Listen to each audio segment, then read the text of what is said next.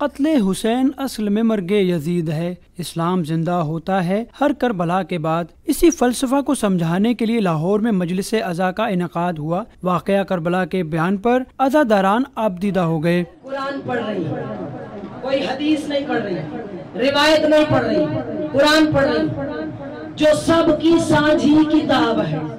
غم حسینی میں ڈوبی فنکار برادری نے واقعہ کربلا کو حوصلے اور قربانی کی سب سے بڑی مثال قرار دیا۔